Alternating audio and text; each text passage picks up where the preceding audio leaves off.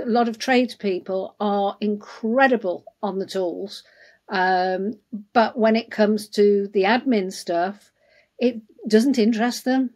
But unfortunately, it's a necessary evil. Because what is the point, Tulloch, if you have, you build this business, but in the process, you've lost your family? Surely building the business is about creating a better life for your family, not creating a monster. This is a FieldRocket podcast. My name is Tulloch Priest. I'm your host. And today we have Michele from Im Your P.A. Welcome to the show. Good afternoon and welcome. Yes, thank you for a warm welcome. Thank you for coming.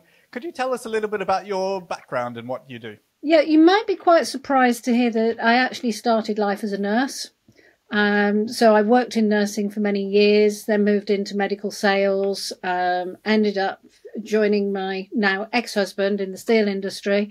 And when we became ex, I needed to find another position. And somebody said to me, this is going back to 2007, have you ever thought of being a virtual assistant? They weren't common in the UK at that point. And I just said, no.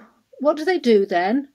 And to be honest, having just lost £100,000 a year job, I did what I thought was the only sensible thing. I downloaded all the information I could find, which was mainly from Australia, about virtual assistants, put it all in a suitcase and went and lay on a beach in Antigua and read up about it. Came back, started the business, realised I got a slight hiccup in my plan because I'm a two-finger typist. And these VAs were doing everything was just admin, typing letters up for people. I was too slow. So I thought, I'll answer phones. I'm good at that. And that's how Im Your P.A. was born. Okay. And then how many people do you work with? So we started, for the first 10 years, I ran the business from home. And I got up to about four or five staff. But that was quite a big imposition, having people coming into the house every day. So we then went and bought offices, and I now have a team of 19. Okay. And do you kind of specialize in helping tradespeople, or who's your sort of ideal customers? We have three teams. So my co-director, I've appointed a co-director, he has a great love of Star Wars. So we have Team Ewok, Team C-3PO, in fact, 4 teams, Ewok, C-3PO, Yoda and R2-D2. And they all have different things. So Ewok is very much trades. That is everybody in Ewok, they specialise in trades because it's very different. Trades is very, very different to working with, say, clinicians who fall under Yoda. Okay, and what's the kind of differences for trades? Is it sort of more about routing and those kind of things, or what's the difference? Well, obviously there's the software, because a lot of tradespeople will use a software, and we would highly recommend that they do use a software. There is the routing, because it's very different than bringing somebody into a clinic. You've got to make sure that you manage the routing, otherwise they're using too much time and too much fuel, and you get very angry tradespeople. There's also, they work differently, their needs are different. There's a lot of a lot of tradespeople are incredible on the tools, but when it comes to the admin stuff, it doesn't interest them. But unfortunately, it's a necessary evil. So it has to be done. Otherwise, it does scupper their businesses. What kind of issues or what kind of challenges do they normally come across? We see them trying to fit it all in at the end of the day, which I have actually had a tradesperson come back to me and said, I need you to help me because my wife is going to leave me. If I haven't had anything to do with the children. She said, at least you could read them a bedtime story, but I'm in the middle of doing my invoicing and stuff. So it's causing a lot of family issues.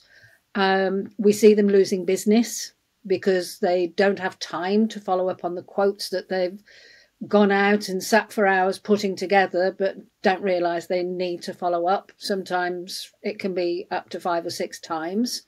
And if done correctly, doesn't wind the clients up. It makes the client feel loved, because they know that you really want to work with them. We see them not getting everything done. So they lose business because they're not proactive. You know, you look at gas engineers, your software will tell us when a gas service is due. Yes. Yeah. You've got to actually make contact with the client. And quite often you can't rely on software just sending a text or an email. Clients actually like a phone call.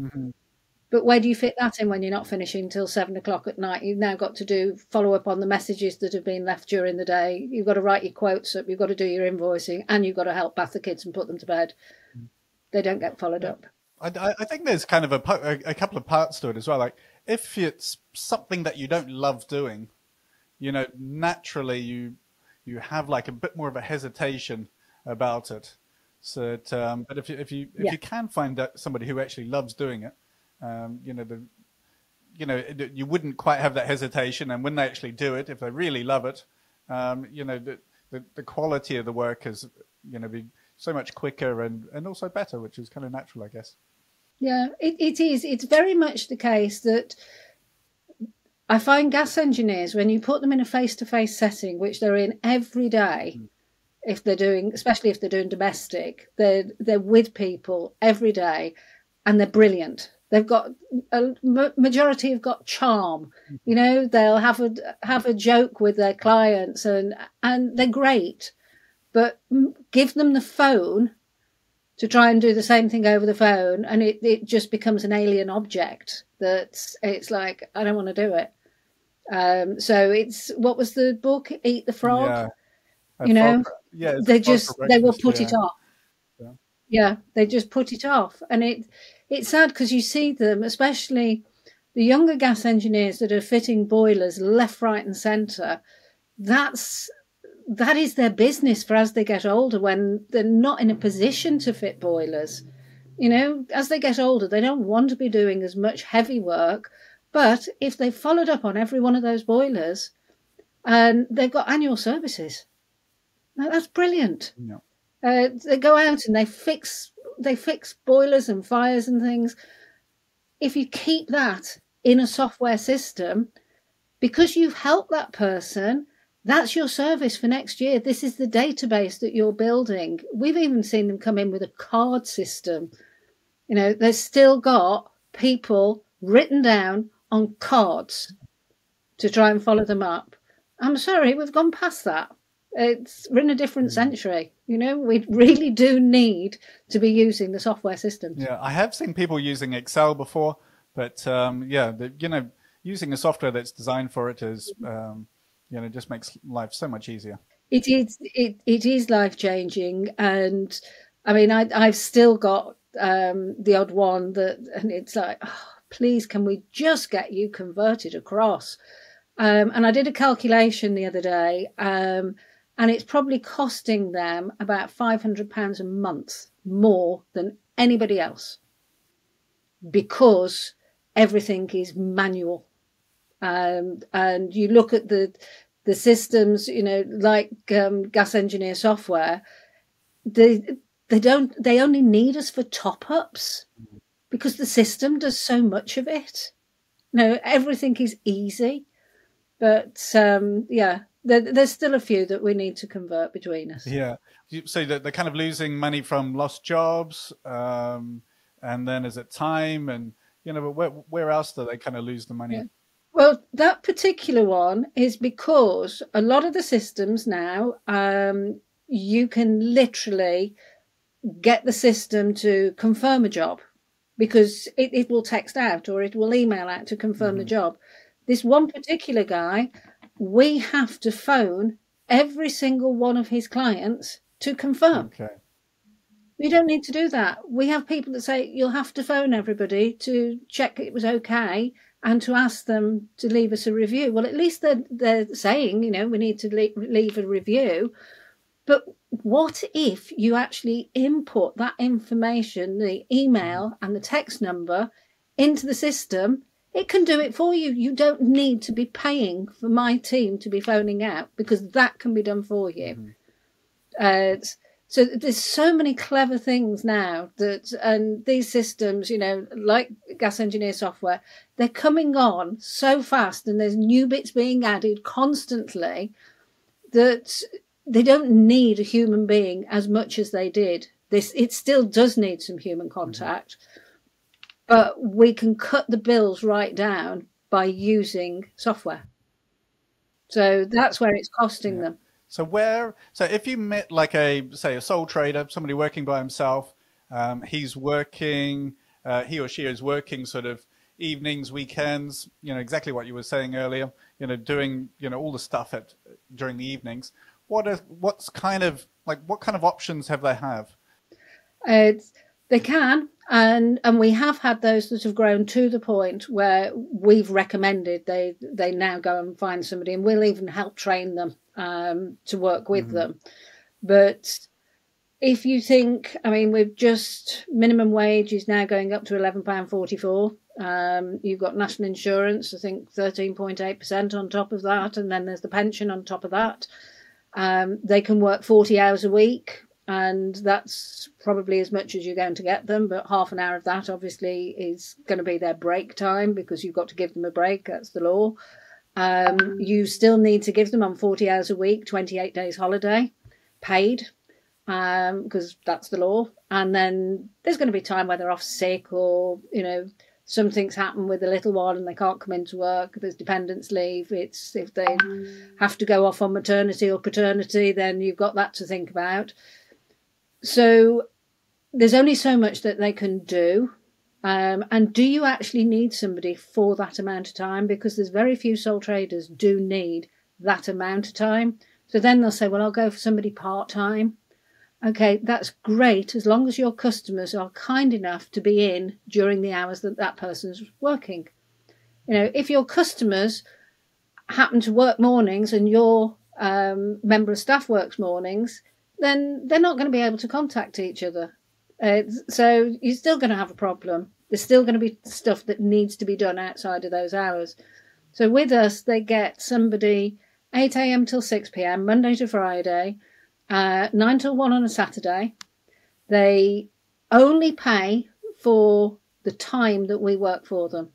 So if they need us at 11 o'clock on a Monday morning, but then not again until 4 o'clock on a Thursday afternoon, they will only pay for the time they use on the Monday morning and the Thursday afternoon. They're not paying in between, but we're still available. Okay, so if a customer calls, they'll pay for that time, they're on the call, but for the rest of the time... Right, well, we charge £30 a month, and then we actually charge by the second. So I've got gas engineers who we do quite a bit of work for, and they will be paying around £300 a month for a member of staff, but they've actually got 3 members of staff that they can call upon from 8 a.m. till 6 p.m, Monday to Friday, and as I say, 9 till 1 on a Saturday. And that's to do their outbound calls, to phone all those people that are coming up for, you know, that the gas engineer software has said they are due for a service, so we're able to phone out and do that and get it booked in. If we don't get them now, we can phone another time. It's to chase up on any payments. It's to chase up on any quotes. All of that good stuff we can do as and when they need it. And they don't pay for the time that we're not working. It's only when they give us stuff. But there's always somebody there because obviously we cover the holidays and we cover the sickness because that's what we're geared up to do. So they've got 3 members of staff sat there that they only pay as they need them. Okay, so that when you have so your service is kind of suited for when you first get your first admin person, and then as they grow, there will be a point where it becomes more sensible to get somebody sort of in-house. Yeah, but realistically, they need to be remembering that it works out. I think it's going to be on the new minimum wage. It's about £28,000 a year. It's going to cost them, plus national insurance, plus pension, plus they've got to supply a laptop, plus they've got to supply them a phone and broadband, and they've got to cover the insurance, and they've got to supply heating, gas and electric. it just goes on and on. So they're not going to see any change out of £30,000 a year, which is, it means that they could get an awful lot more, and they will only have that person for maximum of, well, if there are 40 hours, it's 37 and a half hours working. But they've got to lose 28 days and pay for that too. Yeah, because generally what we see for the engineers, that you kind of, there's three main kind of stages. We see the sole traders, the engineers that are working by themselves, and then they grow to having other engineers helping them, but they are still on the tools, and then they are trying to organize everything on their phone while they're fixing a boiler. And then we just kind of find that for those engineers, and also the sole traders as well, but it just kind of slows them down, because you're kind of halfway through taking the calls, and then there's also a chance that you start dropping stuff as well. Because if you think, I'll remember that, but then once you get into the van, etc., go to the next site, things are getting dropped. And then the third sort of major stages that we see is that when they get a full-time admin person, but by that point they normally have around about 4 or 5 engineers. So is that kind of similar to what you see as well, or? It is. We've had a few recently that have gone away from the full-time member of staff. Something may have happened. Maybe it's somebody that's come up for retirement, or the member of staff's got another job, and they've said, I'm not going to replace them. Just going to come to you because it works out cheaper. Because the other thing is, we can have, and we've had this, especially, where we've still had issues with people going down with COVID, and it's like, I need my whole diary reorganizing. We can put 2 people on it to literally just blast it out quickly to get it done. Whereas if they've got a member of staff, they've got to do it one by one by one. So we've had instances where all 3 members of staff may have been on calls for one particular client just to resolve a problem fast. So we have lots of options. Or why do you think people kind of hesitate in getting a sort of an admin person? Because, as you said at the beginning, the engineers don't enjoy it, but they kind of feel like they need to. So there's kind of like something in the way. I think it's, number one, it's letting go, because it's their baby and nobody's going to know how to do it as well as I do. Well, we've got about 75, I think, gas engineers. We have great relationships with our gas engineers.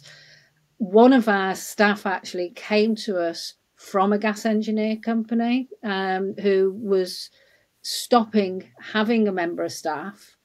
They've made changes in the business, and they said, we don't, and she, by this point, she was hot desking with us. So Emma worked for a gas engineer who'd also got a shop. They closed the shop down, and he said, I don't know where to put Emma because she doesn't want to work from home. And I said, she can hot desk at ours. It's fine. So she was hot desking for us, and he said, there's not enough work to keep her going. I said, fine, let me have her. So we actually transferred her over with continuous service, so she didn't lose anything. But she's been working in the gas side for 12, 13 years. So she refers to parts by numbers. If you phone her up with a number, there's a very good chance she'll know what the part is. Not that she can ever give that out to a member of the public calling in, but it does mean that she gets it. So our team do get it, but I think people worry about letting go and they won't have a clue. And it's like, well, we do. That's why we have a specialist trades team, because we do have a clue. Yeah, well, it's definitely kind of, it's a lower risk than, having to find somebody, train somebody. That's quite a sort of a big investment. But yeah. And what's kind of the big change that you see with the engineers, once they do get an admin person?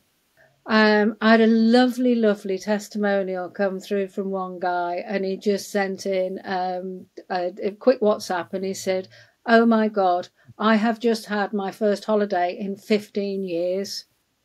I have never had a holiday because people will phone me while I'm on holiday, and he just diverted his phone to us. So nobody got him, and him and his wife had their first holiday. That gives me great joy when I see that they are now putting effort into their family lives and everything. Because what is the point, Tulloch, if you have, you build this business, but in the process you've lost your family because you gave it your heart and soul? Surely building the business is about creating a better life for your family, not creating a monster. Well, I think you should be able to do both. You can't just have like one and not the other. It's part of, if you organize things correctly, you can do both at the same time. It's not exactly, but it is the building the business is to have, you have the business and you have your life, and it's wonderful. But we do see so many of them that they start with us and they've not built a business, they've built a monster. It's something that strips them of their family life. It becomes a chain round the neck. They're stressed out because they're having to juggle so many things. And we just take over and let them do what they're really good at, and that's getting on the tools, fixing the boilers, fixing the fires, leaving really happy customers that want to come back year in, year out, and actually making sure that they have a reasonable route and they finish on time. We also act as the block in some cases. When you get into as soon as the temperature drops, and what is it that they say, about -5 for 3 days, and then the old condensing boilers, they all start to freeze up, and nobody's got a cat and mouse chance of, the phones just go mad. But some of them will actually tell us, I want you to say this. It's the only time we use a script, because I don't believe in scripts. But if they give us the information that they want us to give to people calling in, we will do that. But we can also make sure that we block people, so it gives them the ability to go out to the most vulnerable first, to assist with the elderly, those with little babies and everything. Because to be fair, somebody like me, I could cope if it happened to me. But little Mrs. Jones down the road, who's immobile, she won't cope. So we can block and guide them into the right places while they just carry on. So some of them will say, you're going to have to phone and ask for the money for that, or you will have to do that because I don't want to speak to them. And it's fine. I've had to tell people in the past, I'm sorry, my engineer won't be coming back because they've had a customer that's been a nightmare. Yeah.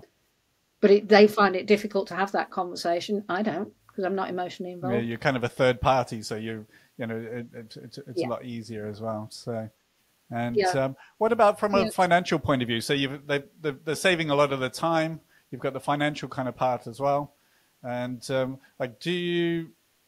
I guess the question is more about depending on what the engineer wants to do, because you've kind of got choices like, do you want freedom or do you want more financial returns? We will do. So we've had people that just say, listen, just answer the phone, send me a message and I'll get back to them. That's what I call a human voicemail. Yes, we can do that. And we do it for quite a few clients, not too many of the trades. My team find it far more satisfying when we've taken the call and we've actually booked it in the diary, because we now know that you've got some money coming in because the appointment's there. We can quote them. When you get the people that you tell them what your rate is, and it's like, oh, I can get that cheaper. Fine. They can't say, well, can you do it so much for cash? Because no, they're stuck with us, and it's like, no, we can't. It's that price, or it's not. Yeah. It's your choice. So we protect them from that point of view. But if we're doing all those bookings and getting them first time, as opposed to somebody leaving a message on their voicemail, which they've then got to go and try and ring back, and they phone back to find out that actually it's been booked with somebody else. They're wasting time and money then. So with us, it's just, yep, go on, we've set your appointments up, off you go and get your money. You're responding fast to the customers, so there's better, customer service, and then you've also got, the engineers have a bit more time, so they can actually do more work on the tools, which is what they like. Yeah. And then, you actually, I'm guessing the engineers are a lot happier as well. So on the whole, yeah, if they've had some of them, if they've had problems, we all get a difficult customer, and they'll drop it back to us, and we will get it sorted out. And we will say to them, actually they were okay at the end of it, or no, they were a complete nightmare and you might want to rethink that one for next year. I say all this, Tulloch, but the amount of bad customers out there is actually very few, but unfortunately they do take a lot of time away from the engineers. One bad customer can take so much time up that and upset them, because on the whole, every engineer I've come across is proud of the work they do. They like to get it done right. So when somebody is complaining, and often falsely complaining, it eats away at them. That's not good. So if we can take that pain and deal with it, and that's fine, they can just carry on knowing everything's dealt with. They carry on and go and service some more boilers and make more people happy and warm. I think that's a really good point, because you've got the time side, saving the time, but you've also got the saving the energy, and there's also the focus as well. Like if in your mind you're dealing with like a customer that wasn't that didn't work out, or those sort of been really awkward, if that's kind of sitting in the back of your mind while you're actually trying to do the work, it does slow you down. So it is quite a distraction. Yeah. I mean, we've even had, because my co-director used to be in insurance, so we've even had one of our engineers who, unfortunately, a lorry reversed into him and took out the front part of the vehicle. He was trying to deal with the insurance, and it was a nightmare. So we said, just sign it over. And we dealt with a lot for him. And he said, I couldn't have dealt with that because it was winding me up so much. So we made sure he got his other vehicle. So he carried on. He was in a hire car for 6 months while they sorted this out. But we did all the stuff behind the scenes to make sure that they couldn't get to him. And we just said, yeah, it's okay. It's all going through. It'll be a bit longer, yeah. But we took away all of that, which what he was finding very distressing. Mm-hmm. So you'd be amazed at the sort of things that they throw back at us and say, can you do this? Can you sort me some flowers out for the missus? Well, Valentine's Day is coming up. What's a slightly different question? Like if a company is at the point where they're looking for their first full-time admin staff, what kind of attributes and like how would you actually interview for that role? I possibly interview quite differently because we are a values-based business. So our core values are honesty, kindness and humour. So the first thing that we do when we're looking for staff is we put the advert out, we take every CV. I actually don't read CVs because I haven't met anybody yet that has told me on their CV something that they're not good at. They just inflate it to say how wonderful they are. So we send them a survey out to do their values, to establish their values. And we bring in, based on those values, then we get them to present to us something that they're passionate about. And the reason I do that is because if you can't talk about something you're passionate about for 60 seconds, you're not going to be able to answer the phones of my clients. They need to be organised. You can teach systems. You can always teach a system to somebody. That's not the end of the world. Sorry, that's my dog in the background.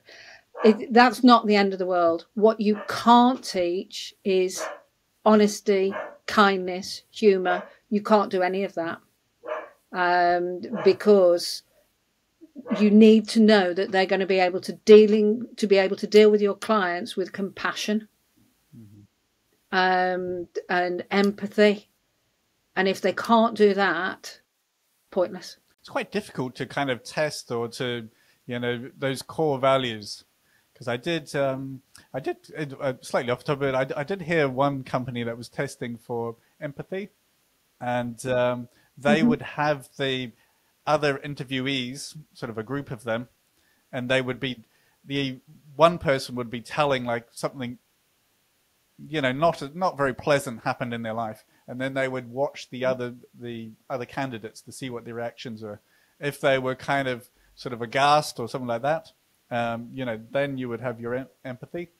But if they were kind of, nonchalant, then they, it probably wasn't a good fit. Yeah, it's a similar thing. The way that we do it is quite similar. One of the things that we do is we do bring them in a group.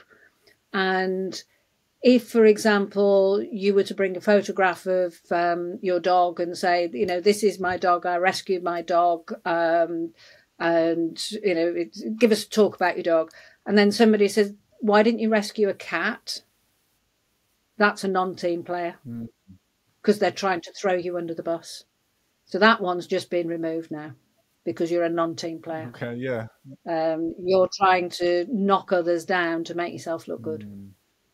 So, and I actually have had that happen where somebody has knocked other people down just so that they could shine. And it's like, you don't realise what you've just done because I'm not employing you. Yeah, it's a good catch. Not it's a good like catch. That. Yeah. Any other thoughts? I'm kind of putting you on the spot here a little bit. Like anything else that kind of that's kind of signs like I'm just kind of thinking like, let's say you've got a team of 4 or 5 engineers and you need somebody to organize the office. I personally think that you need to have humor in there, because if you can't have a laugh every day, for me, I don't want anybody too bossy, but they can be bossy if they've got humour, because you can say, come on lads, I'm going to need you all to do 8 jobs today to get through this backlog. So, let's get going. You can do something like that, but it's all about tone. If you can do it with fun and humour, that's one thing. If you're going to be going in there and saying, right, you lot, you need to do this, what you're going to find is your engineers are going to be so wound up, they're probably looking to go elsewhere. So they need to be very much a team player, and realise how valuable they are in the team, but actually they are nobody if they don't have the engineers, because there is no job without the engineers. So you might think that you're the all-important person because you organise it in the office, but actually, if there's no engineers, they don't need you anyway. Yeah. So you've all got to be part of that team and respect that. I think it needs to be a balance. Like you've got the engineering, so that needs to be strong. You need your admin, and then you need your accounts receivable to be strong as well. Because if you've just got one of them that's not strong, it's unbalanced. So if there's, if the engineers are strong but the admin's not, the time is lost, etc. And then if the receivables is not strong, you're just not getting paid. So it's definitely needs to be that balance. That's for sure. Yeah, and to be honest, whoever's doing, if they're organised, whoever's doing the calls in, but when you've got, even with companies that have a full-time admin, will often act as the overflow, because if you've got 5 engineers on the road, the chances are you are having to do a lot of calls out, the proactive calls to book services in, and you are probably getting quite a lot of calls in. So one person can't handle that. So now we've just gone from 30 grand a year to £60,000 a year for 2 people. And that's a big chunk out of your income. Whereas for us, that might actually go from £300 a month to £600 a month. So I think that the most expensive bill I've ever seen for a gas engineer, and we got somebody on it full time, was around £2,500 in peak season. And that was doing a lot. You know, it's going to cost you more than that for a member of staff. Can you think of anything else that would be kind of helpful for sort of engineers, just kind of around this admin side of the business? Be organised. If they're VAT registered, one thing that I would strongly recommend, because that VAT bill comes in and they're like, I haven't got the money for it. Every time, have a second bank account, and every penny that comes in, if you take £120 in, you put £20 of that in the second bank account and you do not touch it for any reason whatsoever. When you come to do your VAT return, it won't be a full 20% because obviously you've bought stuff, so that VAT comes off it. Whatever's left, just leave it there because that's now going to pay for your corporation tax. Because it's adding up. And whatever's left at the end of the year, there you go, that's your Christmas bonus. Because you never missed it. But don't touch it for anything. And networking does work. And in fact, if you look on my Facebook profile, you'll see it says Aka the Networking Queen, because more so locally these days. But it's like, everybody's like, and I think because I always wear pink. So everybody spots me. It's like, oh yeah, that's Michele from Im Your P.A. It's because of the pink. But yeah, networking can be very, very lucrative. But again, it's something that some of the trades struggle with. And they don't like speaking in public. And it's like, do you know what? Nor does anybody else. So don't worry about it. You're the expert. But we can give them tips as well, how to make a massive statement. One of the best 60 seconds I saw from a gas engineer, and he stood up and he said, hello, I'm Stuart from Technol Gas. And then he said nothing for about 45 seconds. And he said, and that is the sound of carbon monoxide killing your family. Ooh. He said, I'm Stuart from Technol Gas. I service boilers and fires and make sure there's no carbon monoxide. And it's like, oof. And he had an absolute barrage of people coming through to him because it was like, oh my God, I never thought. And it was chilling because everybody's like, what's the matter with him? Why is he not speaking? So I love to come up with things like that make them think outside the box and actually help them to get the best out of their networking. You know, do they want one of these caravan parks? Well, fine. Find out who the owner is and go and ask. Chances are somebody will know. You know, and get you that warm introduction. But you have to put a little bit of effort into networking. I'm a big advocate. B&I alone brings us around £250,000 a year in. I honestly think that servicing is the way to go because we worked with one engineer, and he was saying that with the installs, like if something's not quite right, like it's delayed a day or something like that, and you can't quite predict. But if you work with a letting agency, and they give you all the keys, and then you can just go through, 10 or 12, properties, in a stretch. So you just go from one to the other to the other. Yeah. And it's, it's just more reliable and more, it just works out better in the end. Yeah, but even some of the, and this is why I'm surprised that a lot of the gas engineers don't turn up at property events, because you're getting more and more property investors now that might have a portfolio of 20, 30 properties, but they won't use a letting agency. They won't use one because it starts to get really expensive because they've got so many properties. So they actually manage it themselves. And it's funny how many of them we have, because they'll do the day-to-day stuff, but they don't want to answer the phones because it's normally a whinging tenant. So it's like, you deal with the whinging tenants and give us the actual version as opposed to the emotional version, and we'll get it sorted. Some of them even give us the contact details of the engineers or electricians or whatever that they use. These are our trusted contacts. If it's less than 100 quid, just tell them to do it. No, if it's going to be more, I need to know. But yeah, the industry is slowly dying at the moment. Well, they're not making it easy with all these heat pump things, which I really cannot see how the hell they can do it. I was speaking to a gas engineer and I said, okay, I said, I've just had this new boiler fitted. Should I have gone down that route? He said, absolutely not.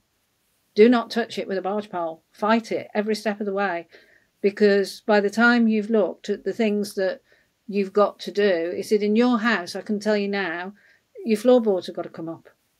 For us to be able to do the various things, you'll have to change your windows. It's going to have to be sited because of distance from neighbours and all the rest of it.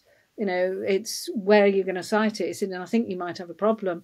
He said, but also, and I don't know how true this is, he said, you need a backup system for February, March, or January, February. He said, because it doesn't work particularly well.